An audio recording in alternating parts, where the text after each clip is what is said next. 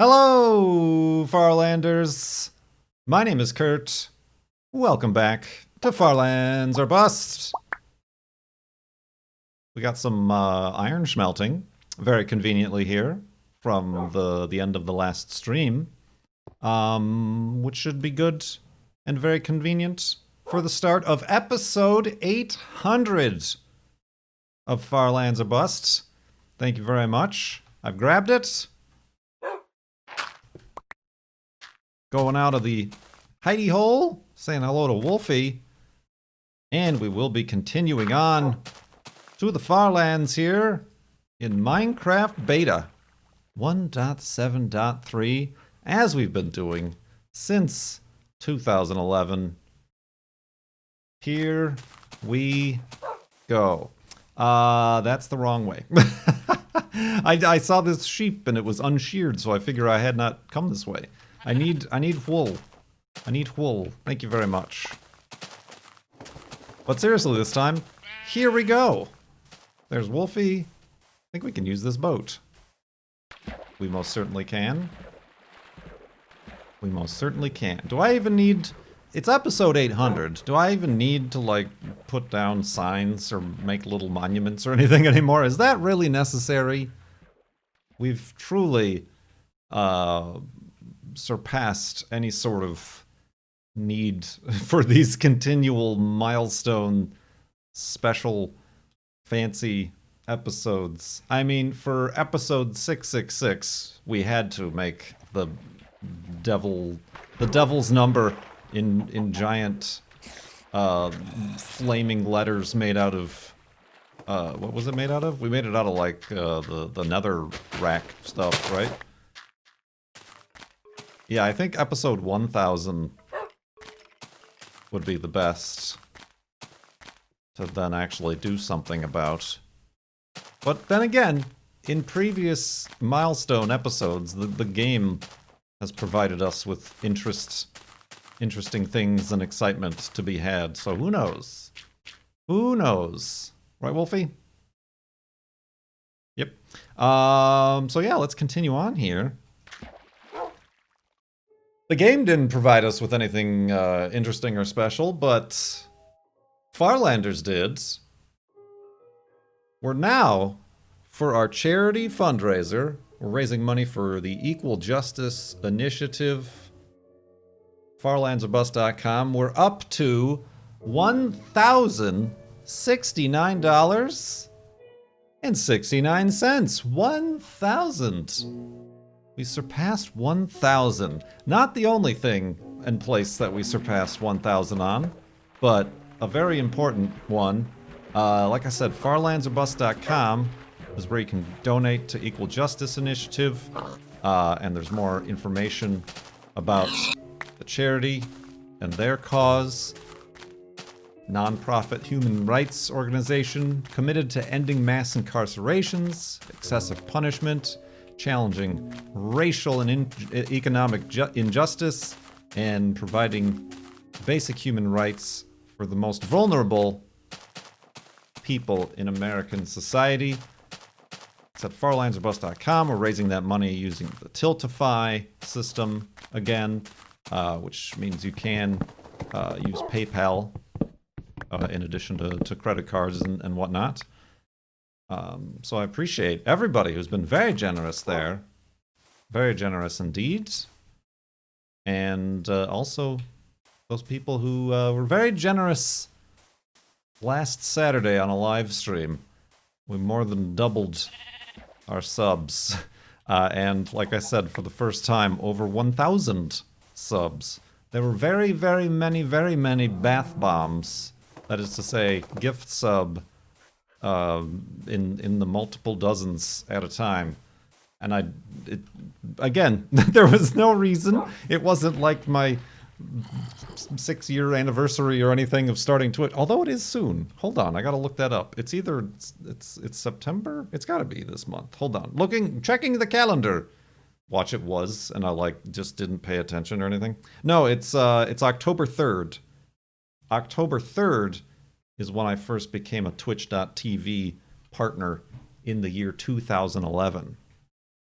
The first partner I don't claim to be, but you be the judge of that. So yeah, that's October 3rd. And of course, I became a Twitch partner at that time, Justin TV, in order to do the first Flobathon, which was that November in 2011, I believe. It commemorates Mox winning the lottery. It wasn't just Mox. Don't forget Memnarch, Uncle Scientist, Trevere did a bath bomb. There were many subs in this tub, and I appreciate each and every one of them. I feel pressure. I feel a little pressure now. Like some pressure. I mean, good pressure, but also it's like, what did I do to deserve this?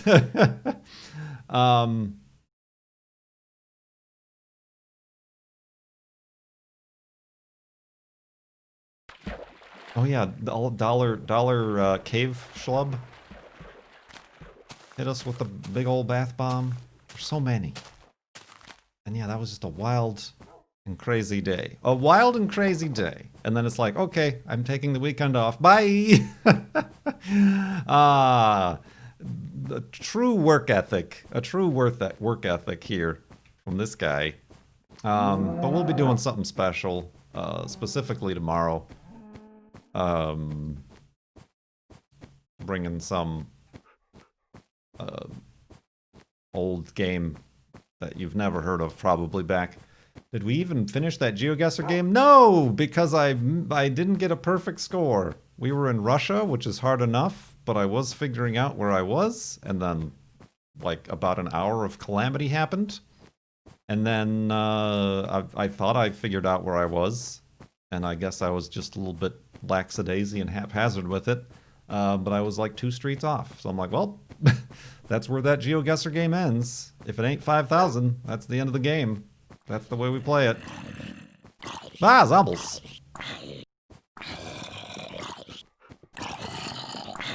Careful, Wolfie. Is that a...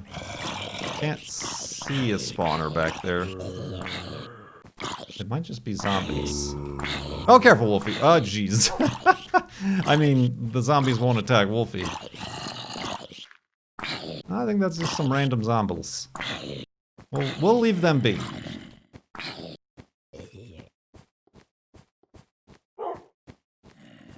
Indeed.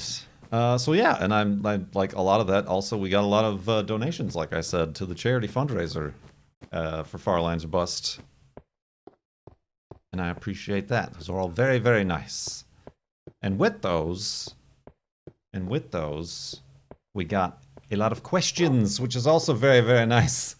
Because I've been running out of them as we record these episodes of Farlands or Bust. So I'm going to start getting through them here. Tenacity, thank you for the donation, but Tenacity asks, what do you like out of Battle Royale games? You played a lot of PUBG back in the day. Was there something about that one in particular that got your attention? I, personally, am super into Apex Legends right now, is why I ask. I don't think I ever was into them. Like, PUBG was, I think, special because it was, quote-unquote, the first, but also it was not, it was very slow. It was very slow and just like me. And that appealed to me and also the friends that I had at the time. We don't have those friends anymore, remember? But yeah, it was everybody I know enjoyed it, so being able to find multiplayer stuff. But then as I had the most fun when I was not playing it as intended. And I feel like these other games, like Apex, like Call of Duties, it's much more difficult to not play as intended because they have very strict pacing and rules and like everything is there to encourage the game to continue in the specific manner that they intend, as opposed to PUBG. And maybe I haven't played it in a very long time, allowed for more flexibility. Maybe it doesn't that much anymore, and maybe that's why like Cone doesn't like playing it anymore and stuff like that. But I feel like that was the attraction of that game. You know, doing pacifist mode, doing repo mode, doing just cars only mode. You know, anything like that I was trying to figure out to keep it going for me. So yeah, I was never like, I don't feel like I was very good. I had like strokes of goodness. Goodness gracious. But it wasn't like a skill-based thing. So yeah, I don't think I do like Battle Royale games. Overall. It's just that one had its heyday for me, and I'm not really interested in all these new ones that are coming out. Let's go to sleep and continue in the morning.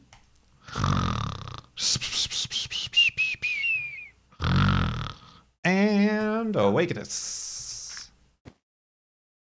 And continuing on this. Whoop, I keep wanting to, why do I keep wanting to go east all of a sudden? You dang noodle? Me? I'm the noodle here. So yeah, and I don't think there are any on the horizon that are, because now like everybody's like, well, PUBG is dead. Nobody plays PUBG anymore, so nobody's gonna make or expand on the slower paced PUBG idea if it's not. I knew that was gonna happen. If it's not profitable. Boink. So yeah, I don't know. Now it's all like mobile gaming and this and that. That's a big tree. So I don't know. Yeah, I like. I don't think, like I said, Battle Royale games as a genre was something I was seeking or I liked. It was just that one game, that one moment in time. Reminds me of another game, doesn't it? Wow, that almost came out correctly spelled out of my mouth. Almost reminds you of another game.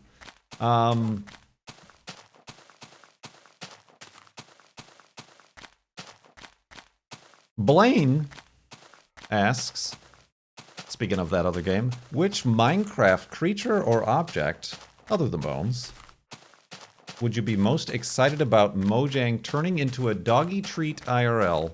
For example, you could feed Juno little Minecraft shovel-shaped treats. I don't know if I would be excited about it. The shape of things doesn't really influence. Oh, hello. My treat purchases, it's mostly price and like whether or not it's all like just filler junk wheat ingredients. Oh boy, there are a lot of bad dudes. A lot of rude dudes in today's episode. Do they not like the number 800? A lot of rude dudes. I mean, a pork chop, I guess, right? Like, that would make the most sense. Since, obviously, the bones that I have are simply pork chops. Reskinned. I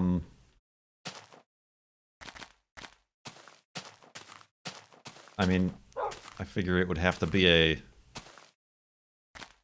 mixed selection of various shapes to make sense. Maybe a food haunch from the newer versions of the game. A sheep. Yeah, just like the animals or something. A skeleton head.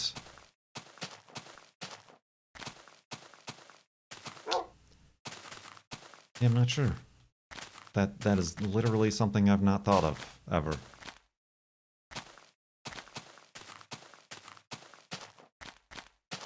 Eee. Would they do that? Maybe. I can see them, like, licensing it out to, like, obviously a dog food company. Gotta get those licensing dollary dues. Speaking of Wolfie, what are you doing over there?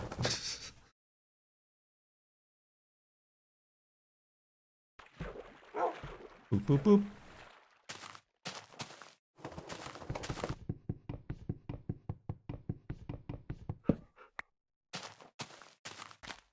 Boink. Yeah. Thank you very much for that question, Blaine, and donation. Lucas AF asks, what are you looking forward to? I'm looking forward to seeing what that turns into right there. That seems like it's going to be interesting. As long as I don't hit Wolfie. What am I looking forward to?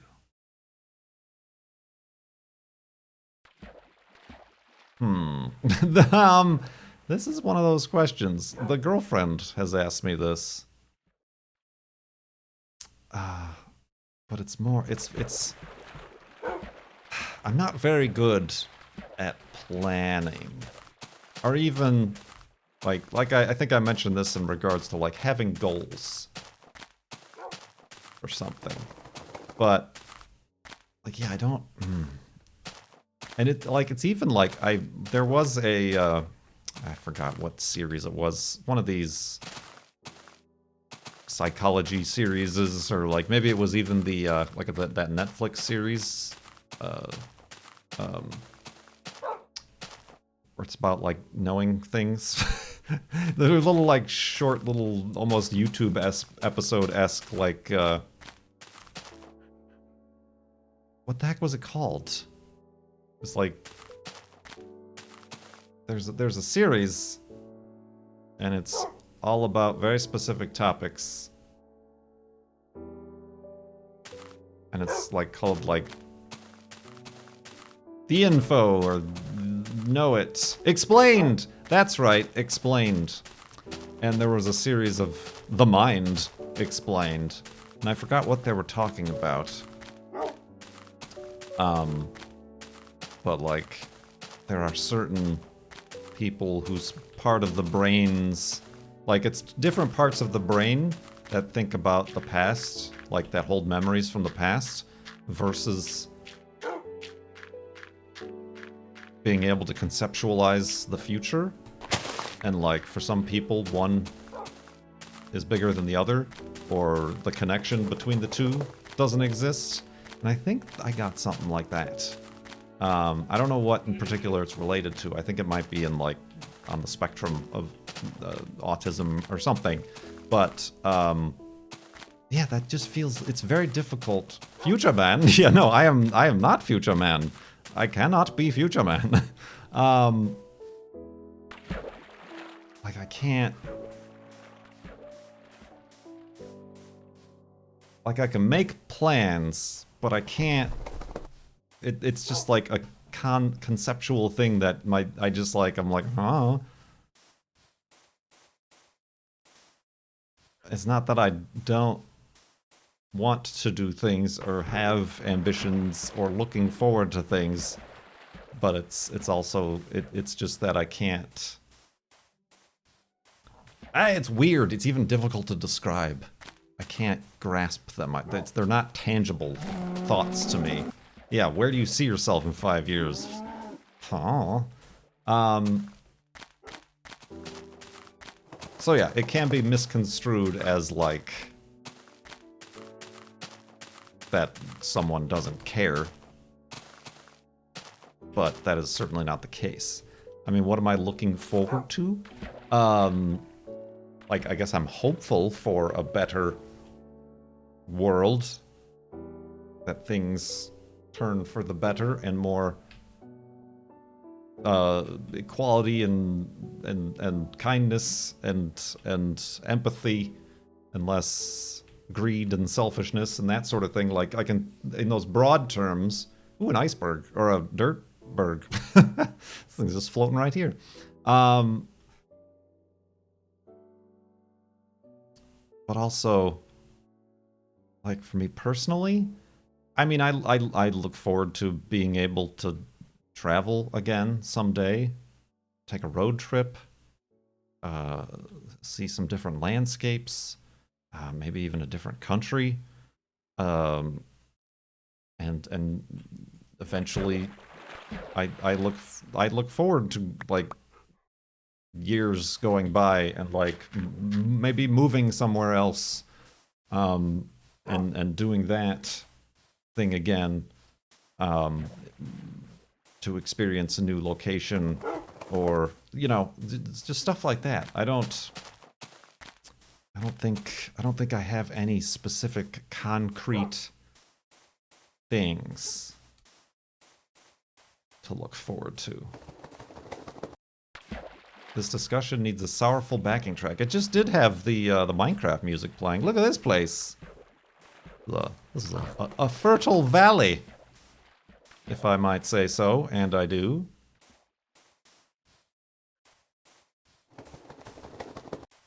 I thought that was redstone at first. This is a red mushroom. Yeah. That's not quite an answer. But it's the best I can sort of come up with. Am I the only one like this? Am I the only one who kind of identifies with, like, not really being able to make tangible sense of future stuff, even like not distant or even near future? Lorgon says he lives in the present. Yeah, and it's not even like I live for the moment. I'm it's not even that. It's not like a proclamation. It's just like that's just where my mind exists. Like that's not so much a choice as it is like that's just the state of my brain place. I often don't feel like I'm making the best of, like, today, carpe diem, whatever, like you just said, but it's not for a lack of interest or inspiration or anything.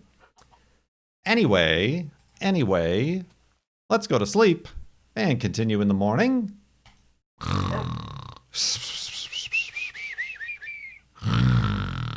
And awakeness. Along those same lines of what I'm looking forward to in the future, Michael asks, how long do you give it till society fully collapses? Beans. Did you all, like, these are just the order in which I received these questions? Did you make this on purpose? Did this come together? Was this organized beforehand? How long do you give it till society fully collapses? Likely from climate change and the resulting displacements. 30 years? 40? Less? Well, Michael here is real fun at parties, but also, I don't, like, that's not something I'm looking forward to, obviously. I could obviously see scenarios where the trend continues. I think on the flip side, it's probably dangerous to not believe that that's possible. I think there are certainly a great number of people in the population who are like this. The good times for them, certainly, if, they're privileged enough to have good times, the good times for them will go on forever. America, freedom, America will go on forever, even though it's still a super, super duper young society, Western society, and there have been far longer lived and greater, quote unquote, greater societies that have fallen much faster and harder for lesser reasons. So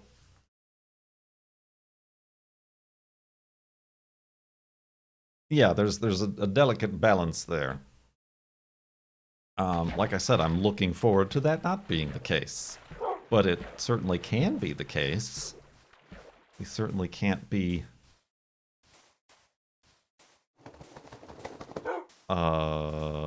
ignorant of that possibility, but it is also a uniquely human trait for everybody to always think that they're, for some reason, the special generation where everything collapses. You got your Nostradamuses and your, you know, revelations and whatever. But the vast majority of people who have ever lived is not the case. Those are not statistics that work in favor of the short human lifespan.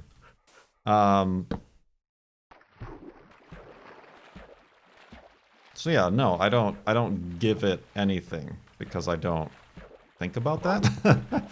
I don't want that, certainly. I mean, I don't know, maybe some people do want that, but whoa, careful, Wolfie. Jeez, almost smacked him upside the head with a shovel. Certainly give me enough time to get to the farlands. Jeez. Jeez.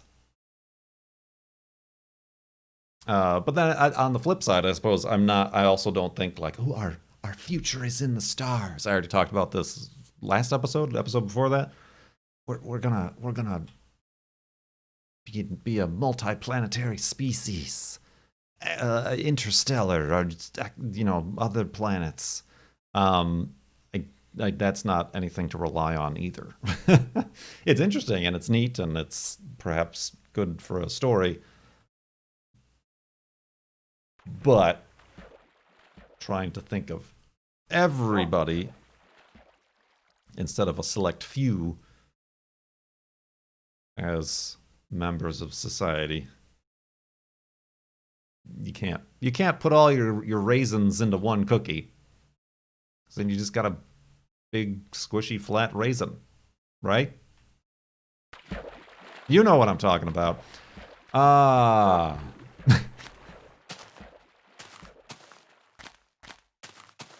On a lighter note, Ruslar asks,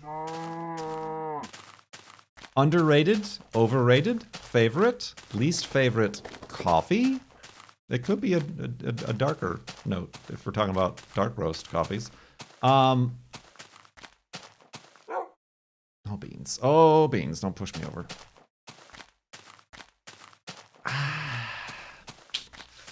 Well, I mean, overrated.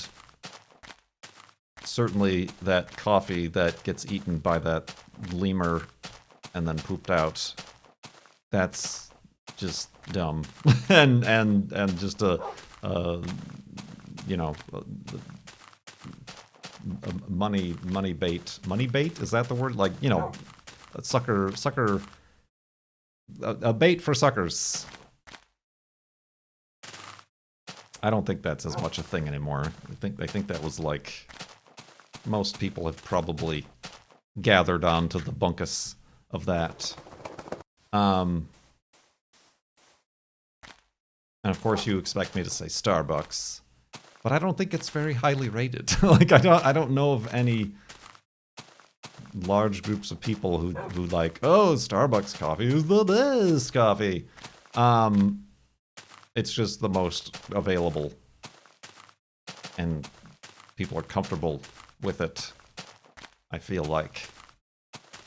And for the vast majority of coffee drinkers, any coffee, instant coffee, whatever it may be, is enough for them. But again, I'm not doing these fancy tastings. I'm not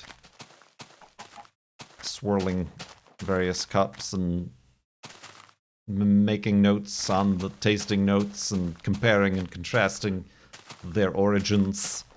So I don't even know if I have like an underrated or super favorite. I have been buying a local one just directly from a local roaster. A couple bags whenever I'm out. I like it because it's fresh, and that's what I used to order Intelligentsia and Stumptown, because they'd roast it fresh and send it to you, but that gets kind of expensive. So I've started going to a local roastery, and what I like about them is they have full 1 pound bags. Most of these more independent roasters only sell 12-ounce bags, which is fine, but I feel like I get more for my money when I get a full pound bag. And I've just been like trying their various, it's like they're like blends. I haven't tried any of their single origin stuff, but more bean for your buck. Like a crater. It just, whatever came down here collapsed and went bloof. Sent all this sand. Bloof is the sound that meteors make. Neat. Bloof.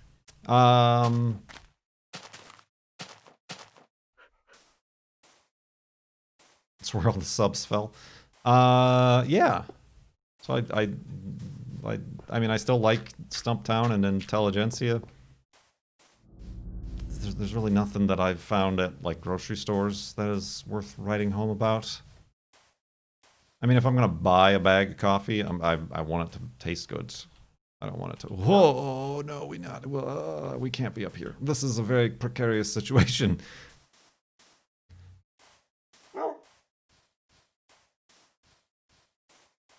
Indeed.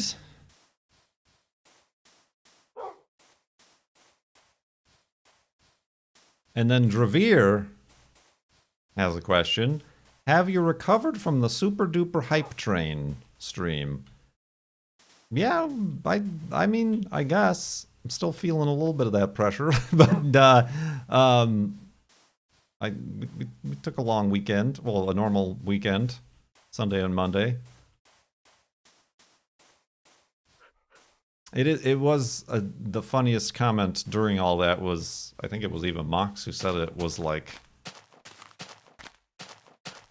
boy, it sure is going to be depressing in 30 days when all the gift subs to all these random people who perhaps have never even watched the stream get unsubscribed because they don't renew. And of course the girlfriend is like, well, you just gotta do amazing things in order to keep those people. And I'm like, that's a good sentiment.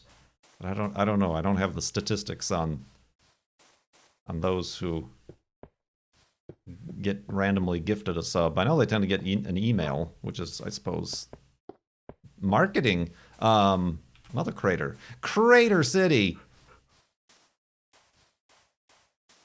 But at the same time, I don't know what those statistics are where, like, people will stick around. But I'm very thankful and still kind of shocked and blown away. And I'm also very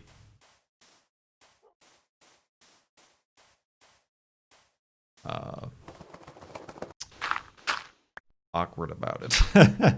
You know, just like, I don't know why you've chosen me or this specific time for this scenario. Wolfie? Hey! Where do you think you're going? Oh, you dingus? This way. Aha! Gotcha. Indeed. So let's make the end of the episode hidey hole here. Oh, is this gonna... Oh, good. I've built in a structurally sound location.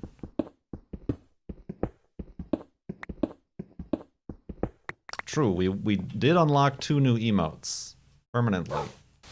So I am out of ideas, but we'll get on that eventually. Speaking of thinking of the future, let's build some beds.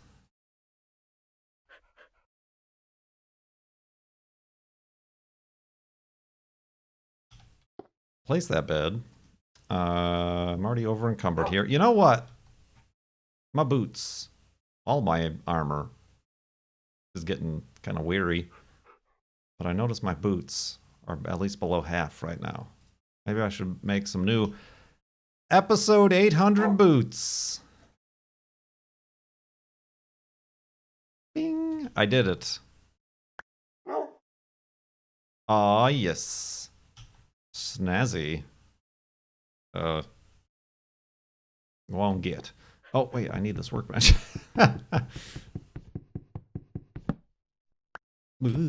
Okay, yeah. I told you, nothing too special. But this was episode 800 of Farlands or Bust. Hope you enjoyed. Keep going to farlandsorbust.com to donate to our charity fundraiser. And we'll keep on keeping on. Thank you so much for watching. I will see you next time. Oh, look at those boots. They disappear. And then they come out. They disappear. They come out. Disappear.